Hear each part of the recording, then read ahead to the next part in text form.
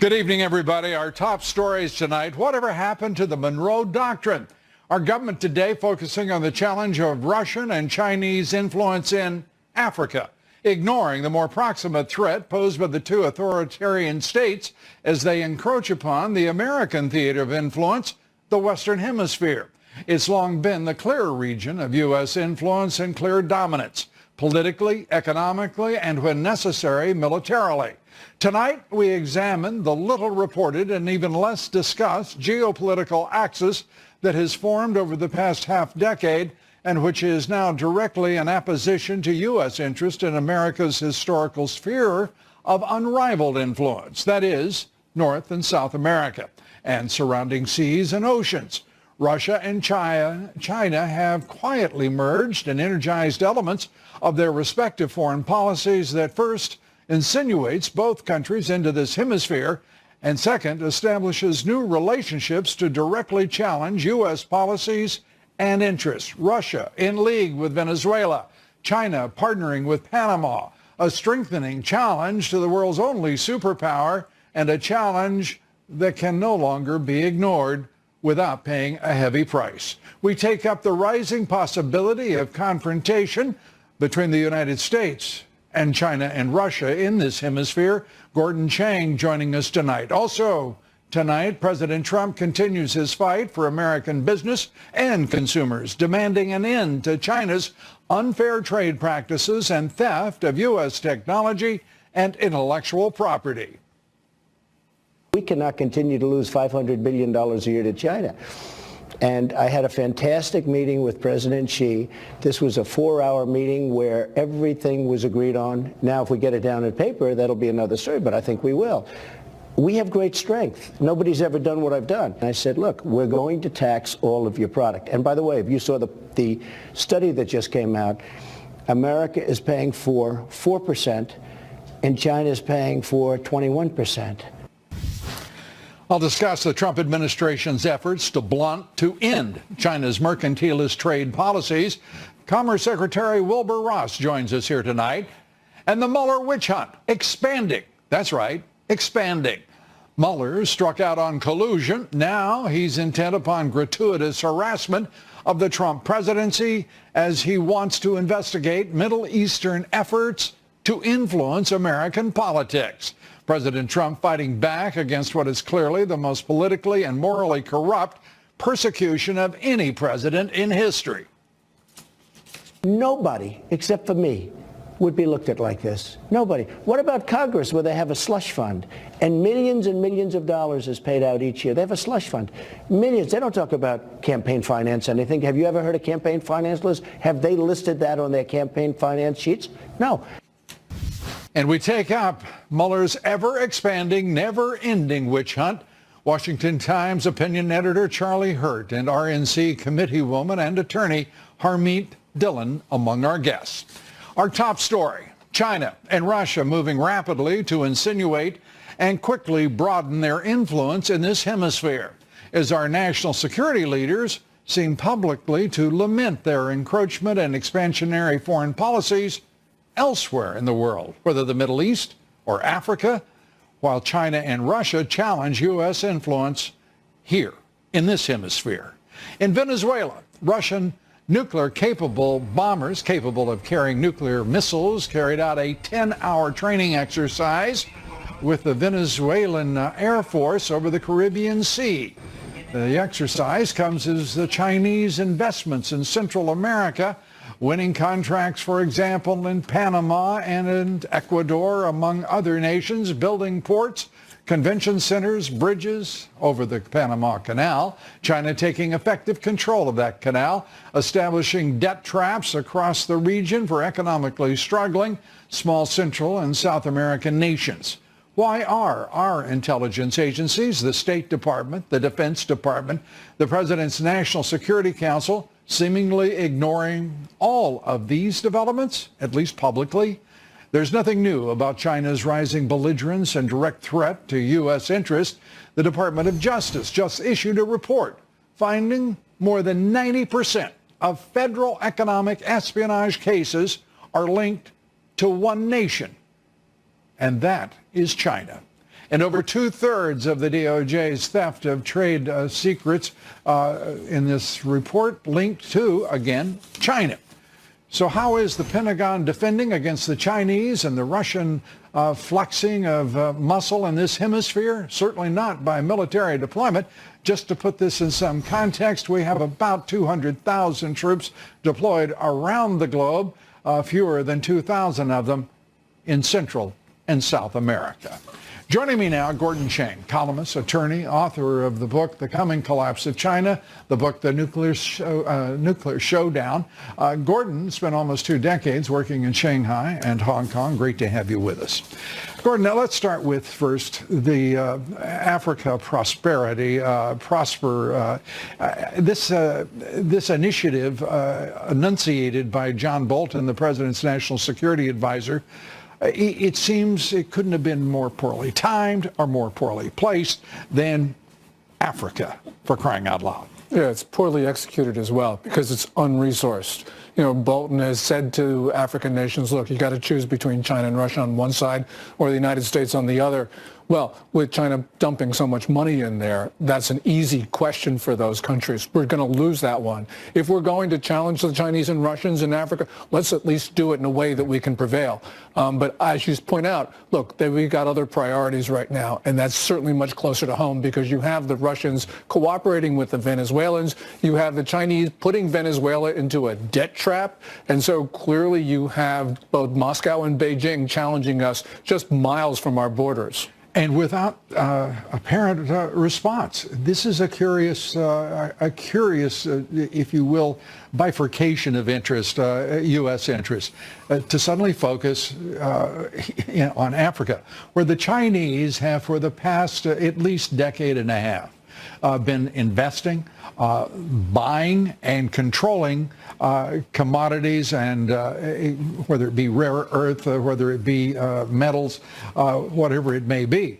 They have such an advance in the region of the African continent that it's unimaginable that there would not be a strategy and, as you say, resources articulated by the administration if they're going to come up with some sort of African initiative.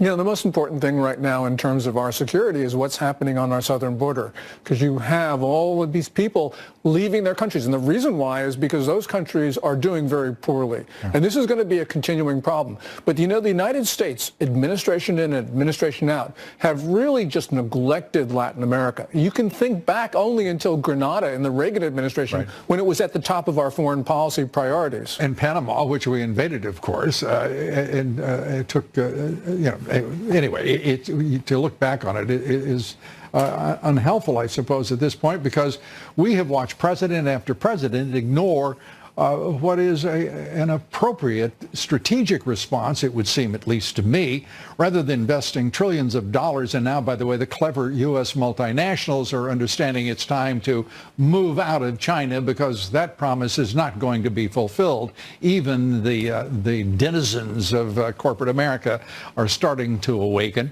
But they also lost the opportunity of investing in South America, Central America, and building up this region and creating markets.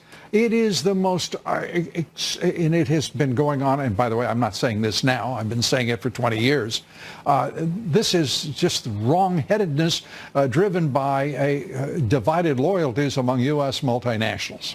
When you go back millennia, countries do one thing, they secure their borders. They do that first before they do other things. We're sort of like the opposite. Yeah, we're much too clever to be smart. You know. Yeah, and you think about it, November 2013, John Kerry, Secretary of State, says, look, we're abandoning the Monroe Doctrine. The Monroe Doctrine is... It was a great November when he did that. This is the doctrine that the United States says we're opposing colonialism in our region. Now, why would we want free and independent countries in our regions to be colonies of foreign powers? I just don't get it. Yeah, we're beyond now colonization. We're talking now about two world powers that are now in this hemisphere, and they're staying. It's pretty clear. There has not been so much as a riposte in the most subtle, nuanced, even vague way on the part of the United States to their initiative to assert their influence and direct opposition to the United States in this hemisphere. What are we to do? Yeah, well, I think that what we first of all got to do is have some leadership on the part of the White House to make sure that multinationals understand the importance of investing in our own region. I think President Trump has done something like that by trying to get the supply chains out of China. If we can get them out of China, we can get them into our region. We can then tie their economies more closely to ours. Then I think a number of these problems go away. That often escapes the attention of the national left-wing media, that the president's policy of balanced trade, reciprocal trade, fair trade is already driving U.S. multinationals who had invested in plant and offshoring in China. Those supply chains are moving rather quickly to Vietnam and to other southeastern nations. As to Russian nuclear-capable bombers, two of them in this instance, in Venezuela. We know that the Iranians also have interest in Venezuela. We also know that Ecuador is a victim of a Chinese debt trap that is now come due. And that they've taken effective control of the canal. They're dominating Panama without any question whatsoever. The U.S. response in terms of the military presence of Russia, what should it be? Well, you know, we go back to 1962 and what the Kennedy administration did during the missile crisis. You know, in Cuba, you have a number of installations which once were Soviet, maybe now Russian. There's some hints that the Chinese are coming back into Cuba, you know, with listening to our phone conversation in traffic. Yeah, by the way, there's not been a single public response to those embassy personnel who were hit by some sort of sonic weapon, and many of whom had debilitating consequences, who are still injured as a result. And because we didn't do anything about the sonic attacks on our diplomats in Cuba, the Chinese have now done it in Guangzhou against us. And so this thing is spreading.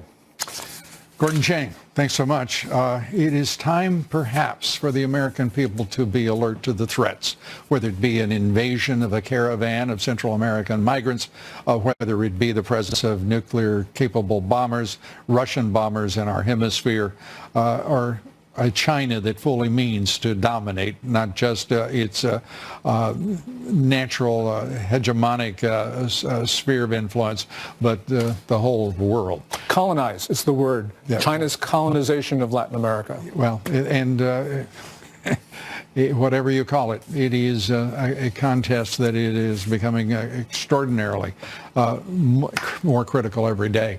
Thanks so much. Appreciate it. Thanks, Lou. Up next here, after 2 years of a never-ending assault on his character, on his person, on his policies, the president has decided to spend Christmas with his family. And to hell with the national left-wing media. We'll take that up and more right after this quick break. Ed Rollins joins us. Stay with us.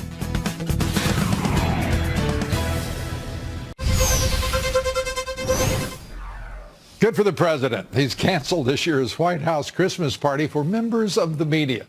The president and his administration have endured relentless attacks and will forevermore from all the left-wing news organizations, the left-wing media.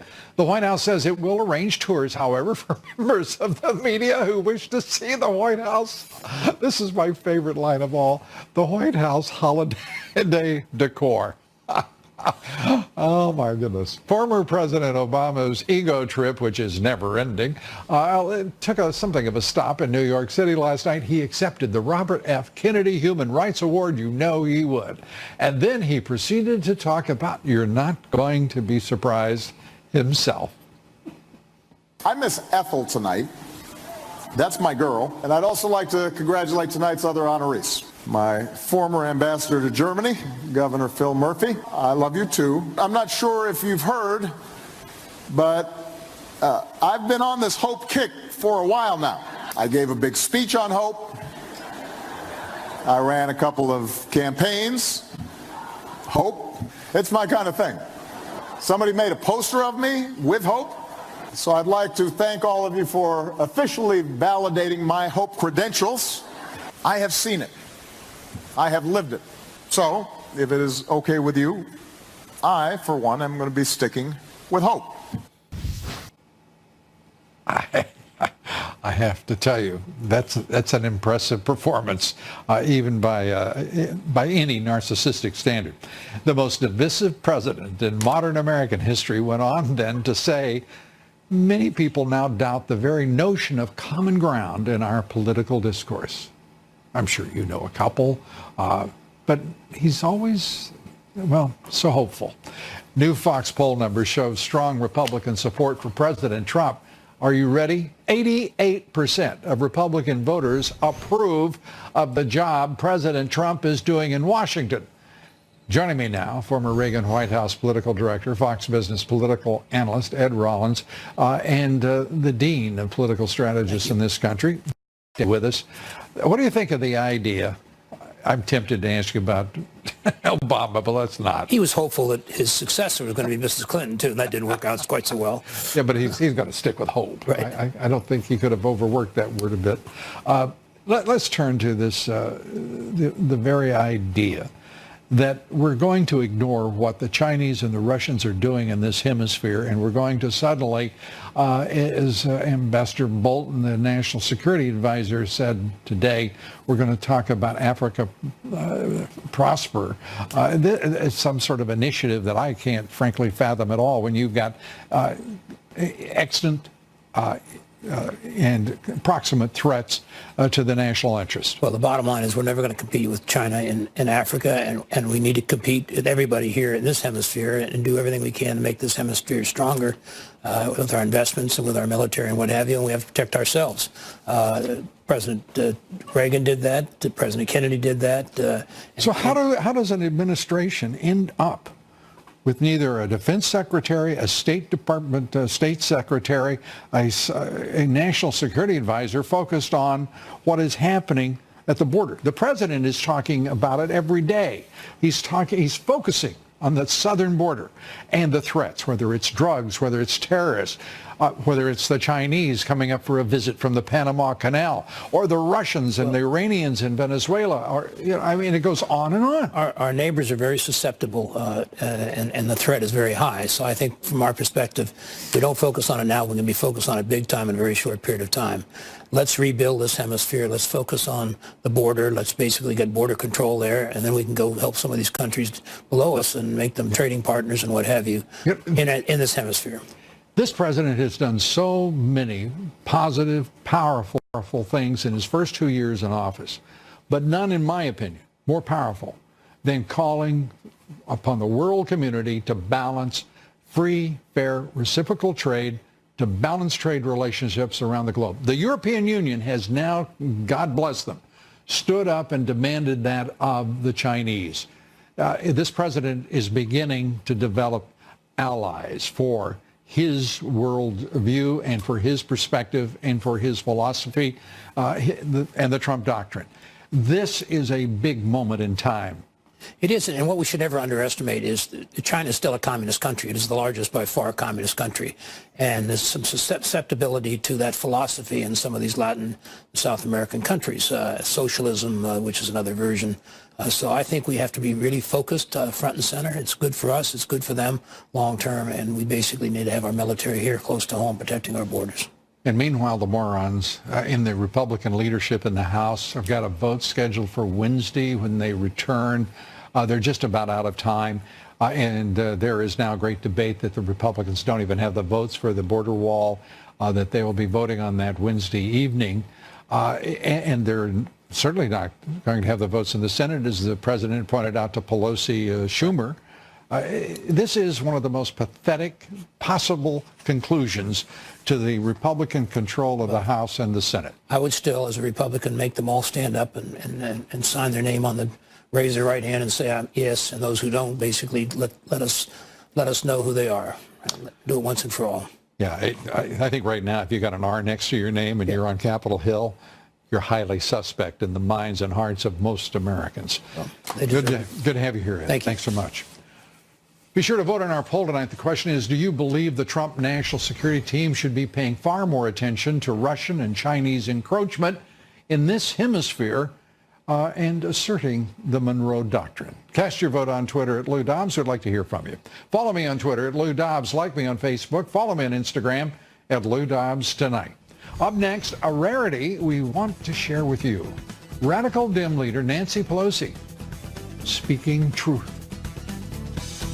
I wish that the press would spend a lot more time on what we need to do here to meet the needs of the American people instead of morning, noon, and night allegations against the president. Wow. There's hope yet. Thank you, Mr. Obama. We take up the latest in the Mueller witch hunt. Charlie Hurt, Harmeet Dillon join me right after these quick messages. Now investigating President Trump's inaugural committee. Prosecutors, 2 years later, looking into whether the committee misspent some of the $107 million raised from donations and whether donors gave money in exchange for influence in the incoming Trump administration. White House spokesperson Sarah Sanders says the investigation has nothing to do with the president or the first lady. Apparently it was just the best that another set of left-wing federal prosecutors could come up with to persecute the president.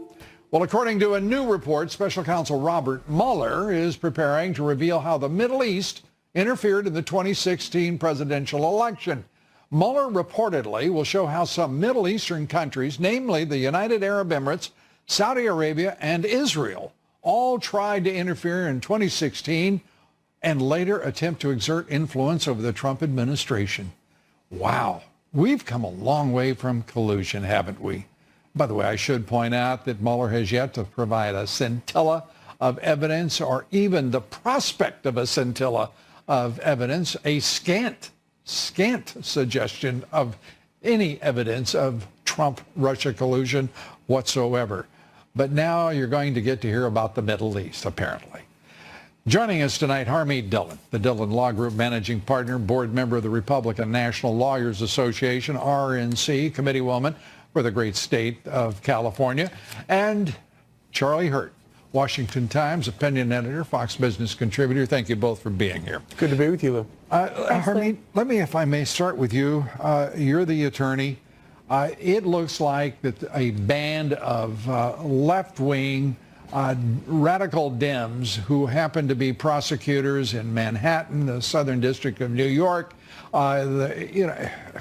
the Attorney General of the state of New York, and of course Robert Mueller and the DOJ, and combined with the deep state, are doing everything they can to persecute this president.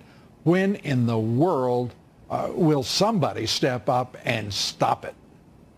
Well, maybe when we have a new Attorney General in place, hopefully very soon, he has the authority to certainly stop the Southern District of New York from its witch hunt, but he doesn't really have the authority to stop the New York Attorney General from doing so. And so we may have to see something happen in the courts with refusal to comply with things based on executive privilege and so forth. But, Lou, to your point, there seems to be no longer any pretense of objectivity here. Clearly, we have prosecutors running wild, simply looking for crimes to pin on the president because they don't like him. It's very clear, and it's disgusting. What do you, Charlie, what do you think? Maybe a countersuit, abuse of power, go after all of them? I mean, this is crazy what we're watching, and I don't want to hear any nonsense from the left about, well, we've got to let this thing work its way through to a conclusion. We have gone well past the conclusion. There's no damn evidence. Get out of town, Mueller. Yeah, well, I think the short answer is that they're never going to stop. And the reason they're never going to stop is that Donald Trump presents an absolute existential threat to everything the way this town works and the way this town operates. And obviously there's no evidence whatsoever that the inaugural committee has been under Donald Trump was bought off or anybody paid access to be a part of it. But it's a little bit like the scene in Casablanca when the detectives' winnings are provided. My goodness, people have been paying for access in this town since the beginning of lobbying. Yeah, corporate America. There is no doubt that corporate America would be escorted out of town in handcuffs and doing perp walks because that's all they do is spend money to buy influence. Right. Exactly. It's all they've ever done. And so suddenly, finally, you get some crook, some terrible lawyer, but like Michael Cohen, and some emails or some recorded conversations between him and somebody else, and they want to make a federal case out of this, which is fine. You know, get to the bottom of it, whatever. But I mean, you know, the bottom line, you know, the fact remains, you still have in a guy like Mike Cohen. By the way, how is this guy still a lawyer? I don't understand. You know, the president makes a very good point about this. Because he meets all the standards of conduct according to the ABA. He will lose his license now that he's pled guilty to these crimes. Well, he It's just a definitely, matter of paperwork. Yes. He should. Well, they didn't move too quickly on that, and at the very least, he provided terrible advice to his client, because by his own admission, in the way he handled this, it was an absolute violation of everything he was supposed to be doing for the president. Very well, quickly, taping your Harmeet. clients is yes, that's enough, right? Very quickly, we've got all of the folks in the FBI corrupt, politically corrupt. We have got just a legion of evildoers that have been exposed primarily as a result of the House Intelligence Committee. Some credit goes as well to the Office of the Inspector General at the Department of Justice. And there's not a single solitary soul. Whatever happened to consequences for Fusion GPS, for Christopher Steele, the author of the fraudulent Trump dossier, the collusion with the DNC and the Hillary campaign? Harmeet, where are the consequences for being insidious and awful and a lawbreaker? Lou, the dirty secret here is that at the beginning of this administration, advisors to the president gave him very, very bad legal advice about the lawyers to hire around him, including in the Department of Justice and otherwise. And the DOJ was stacked with people who were adverse to the president. And I mean, even people like George Conway, by the way, who's one of the most virulent critics of the president on Twitter, was somebody who people in the White House advised the president to hire as one of the assistant attorney generals. So that's what happened. And once you put those people in place, unfortunately, the president can't intervene in this investigation and fire them without risking obstruction of justice. And so that's really what happened. And they keep merrily moving on. Well, I mean, Ron Rosenstein should have, out of, kind of decency, resigned himself, but he didn't. We'll end it with the pertinent question then. Why hasn't the president declassified all of those documents, and why hasn't he fired the corrupt fools in the U.S. Justice Department? With that, I say, Charlie, I'm sorry we're out of time, partner. We'll continue it. How's that? Sounds good. Charlie Hurt and Harmeet Dillon, thank you both. Appreciate it. Thank you. Up next, President Trump points out the Paris Climate Accord isn't working out so well for the folks in Paris, which is pretty bad if you've got an accord and you name it after Paris. We'll take that up and much more when we continue. Stay with us.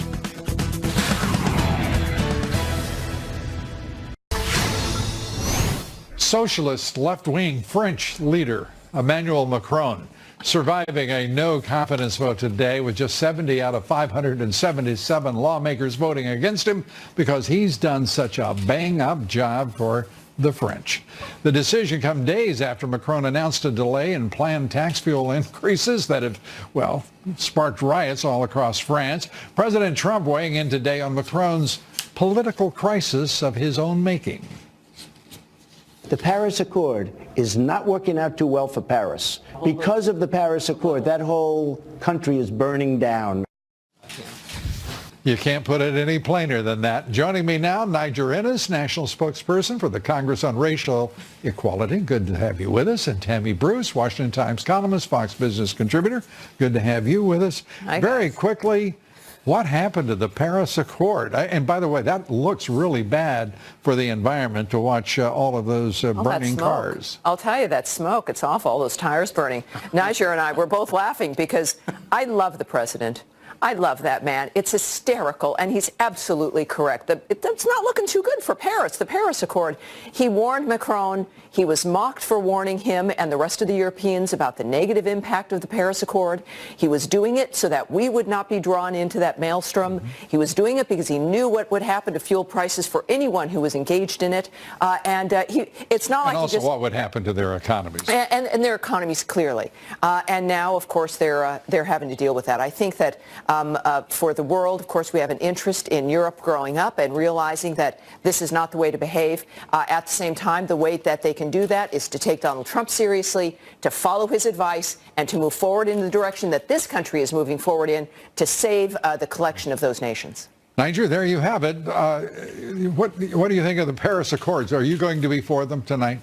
No, I don't think so, Lou. I've been in opposition to what we call the most regressive tax. It is a tax, a de facto tax on the poorest, most vulnerable populations in any society, be it in France or be it here in the United States. The uber rich can deal with these kind of de facto fuel taxes. But small businesses that want to develop, entrepreneurs that want to build a business, and just working class folk are rebelling against it. It's a populist revolt, and thank God. Viva la France! Viva la France! French fries! Saying that. The French people are reacting, and the middle class, as well as teachers, professionals. It is a society-wide revolt, except, of course, for the elites who still think they know best. But the French president and the U.S. president there couldn't be a much more stark difference between two leaders, unless you go north to Canada and Justin Trudeau. There's a pretty stark difference there as well. This president today talking about trade with China, and the national left-wing media, the business press, none are really being as effusive and, in my opinion, plauditory as they should toward the president. This is a president who is actually succeeding in moving China and the rest of the world, including the European Union, to balanced, reciprocal, fair trade. And Tammy, he deserves great credit for that. Well, he does. And this is where I think for the American people, when we talk about, even forget about the phrase fake news, but about just wanting to get real reports about the nature of what's happening in the world, in order to be able to do that, you will be, in fact, praising Donald Trump, because the good news in the world is coming from his leadership and his influence. But it's a choice to not cover that, because it'll make the president look good. And it's a choice to send every left-wing prosecutor in the state, federal prosecution system right after this president and his administration. We'll find out what's going on and what can be done about it.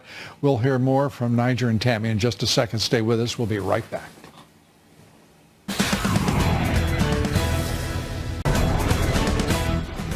On Wall Street today, stocks closed mixed. The Dow gaining 70 points. The S&P lost a point. The Nasdaq down 28.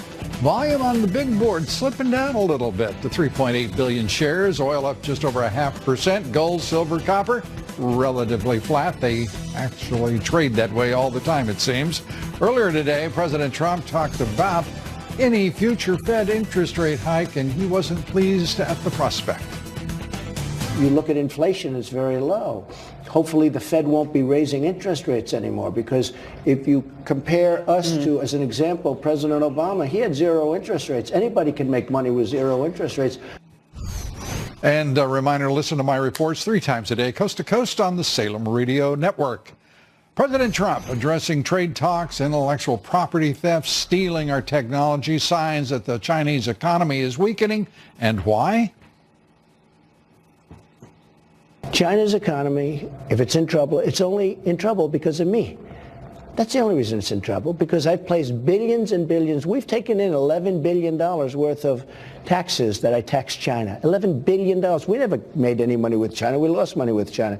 In the last 4 months, we've taken in almost $11 billion of taxes. Nobody's ever heard of that. Nobody knows that. People don't report on that. They only report on nonsense. Nobody ever went to China and said, listen, you're stealing our intellectual property. You're doing all sorts of things that are wrong. You're taking out of our country $500 billion a year, not trillion, not million. You're taking away $500 billion away. You can't do it. And we're back now with Niger Ennis, Tammy Bruce, and Charlie Hurt also back with us. And thank you all for staying with us as we take up the Mueller witch hunt. And Tammy, I want to go back to this Manhattan prosecution, now investigation of the inaugural committee, for crying out loud. It's just one thing after another, and on it goes. Yeah, and it's clear, and I've said from the start also, it's been obviously these are political prosecutions per se. And when Mueller took it on, it was him agreeing to play a part in the politics of this. So he didn't take it on as this, some important political. But he doesn't have the decency to call it when it's obvious the conclusion is no, I repeat, no collusion. Because that wasn't the point. The point was to damage the president, and that was just simply the unlocked door. So with what New York then is should doing, he fire him? Well, then why not fire him? But the Attorney General, the acting Attorney General and the new one, can slow down and even not approve of subpoenas. There's a lot of things that they can do. Let's do it straight up. Let's just fire him. Well, because he's a sorry son of a gun. If it's all politics, let's show him politics. There's a lot of politics that can be done. I think that it was short of doing more damage to the president. It can be done in a certain way that the American people will appreciate. And it's also politics coming out of New York. But it must be confronted as such so the American people realize that this is not fair to any of us, let alone to the president. I think the American people have got that message pretty loud and clear, Tammy. Niger, your thoughts?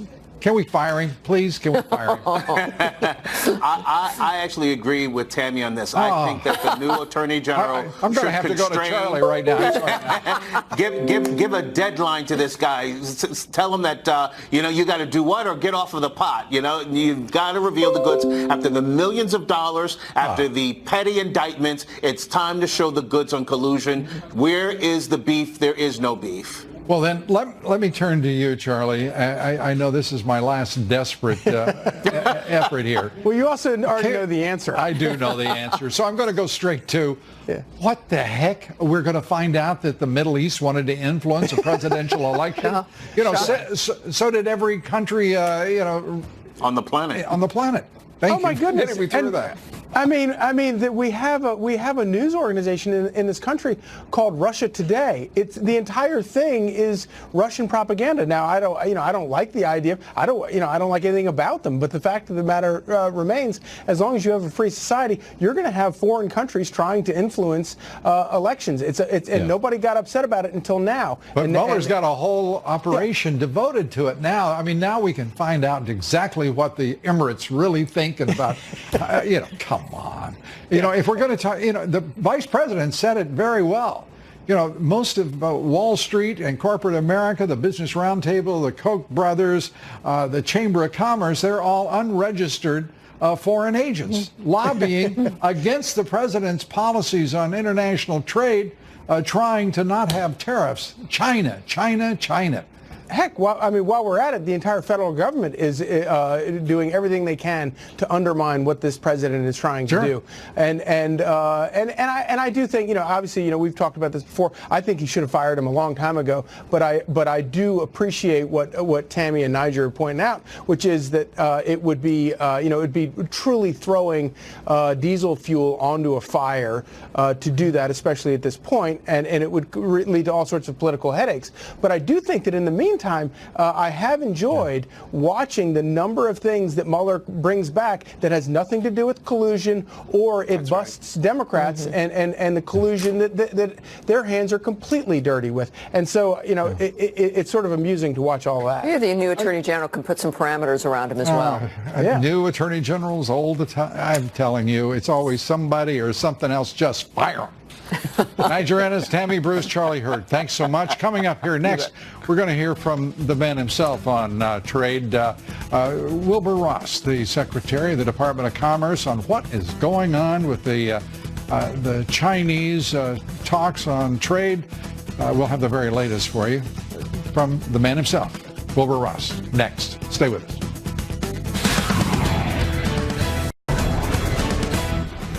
On Wall Street today, stocks closed mixed. The Dow gaining 70 points. The S&P lost a point. The Nasdaq down 28.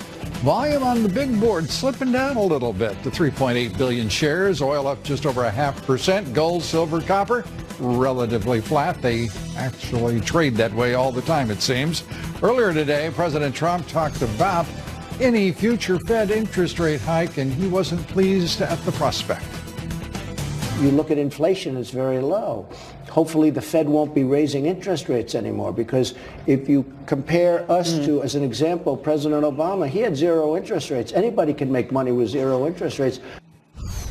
And a reminder, listen to my reports 3 times a day, coast to coast on the Salem Radio Network. President Trump addressing trade talks, intellectual property theft, stealing our technology, signs that the Chinese economy is weakening, and why? China's economy, if it's in trouble, it's only in trouble because of me. That's the only reason it's in trouble, because I've placed billions and billions. We've taken in $11 billion worth of taxes that I taxed China. $11 billion. We never made any money with China. We lost money with China. In the last 4 months, we've taken in almost $11 billion of taxes. Nobody's ever heard of that. Nobody knows that. People don't report on that. They only report on nonsense. Nobody ever went to China and said, listen, you're stealing our intellectual property. You're doing all sorts of things that are wrong. You're taking out of our country $500 billion a year, not trillion, not million. You're taking away $500 billion away. You can't do it. And we're back now with Niger.